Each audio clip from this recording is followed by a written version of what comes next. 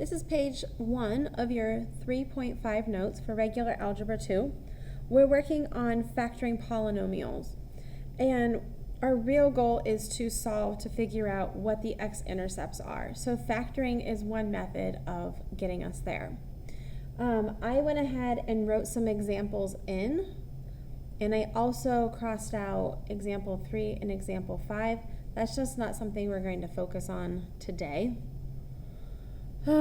Example 1 though, factoring out the GCF. If you started with something like 15x to the third minus 20x squared, I think we all realize that both 15 and 20 have a 5, and they both have two x's. So we'd say 5x squared is your GCMF. And what you're left with to get from here to here, you would have to multiply by a 3x. And to get from here to here, you would need to multiply by a minus 4. And that's factored. For number 2, if you have a quadratic trinomial, meaning you have an x squared, you can factor it by using the star method. So you've got a 6 and a 6, an 11 down bottom, and a 10 up, or no, 6 times 10, 60 up top. You're trying to find numbers that multiply to give you 60 and add to give you 11. Oh, let's see here. 3 and 20, 2 and 30, 4 and 15. Oh, this is supposed to be a minus 10. I goofed. So sorry. Definitely make this a minus 10 so that it actually works. Otherwise, it's going to be prime. We don't want that. So if it's a minus 10, turns out negative 60. So you could pick positive 15 and minus 4. That would work. You'd have to reduce both sides. Both are divisible by 3 over here. So we get 2 over 5. Both are divisible by 2 over here. So we would get 3 over negative 2. These fractions over here lead to our factors.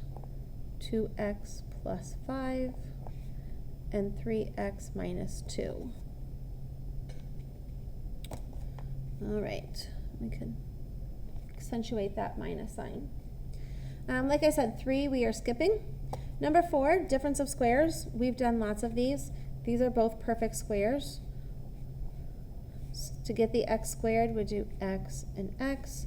To get the 36, we need a minus and a positive 6. Same example here. This looks a little scarier because of the 100, but it's fine. You would need a 10x and a 10x to get the 9 plus 3 and minus 3. Our newest is adding and subtracting cubes. So the cubic root of both of these, we're going to bring down here with the same sign. So 3x, cubic root of 8 is 2. And then we're going to square this one, 9x squared. We're going to multiply them together with the opposite sign in front.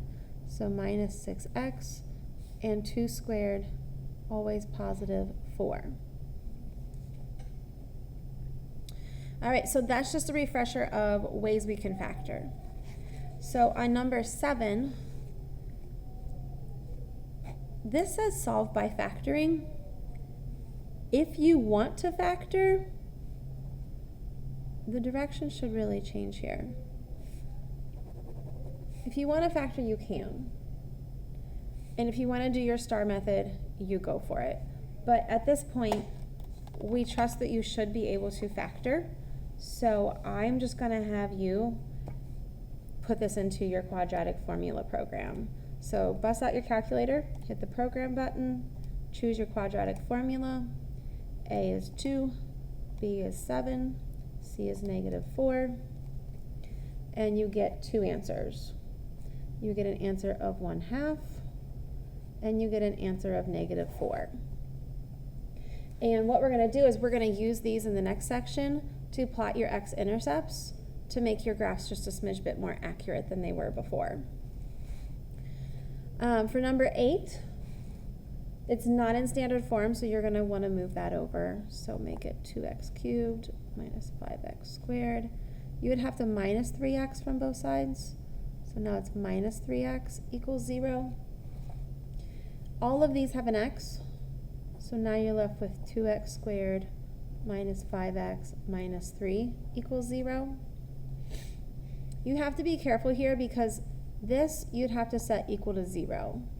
So you do have an x-intercept at 0 since you factored an x out. But then this here, you can use your QF program. So again, go to your calculator, option 1. A is 2, B is negative 5, C is negative 3. And we get our answers. You also have an x-intercept at 3 and at negative 1/2.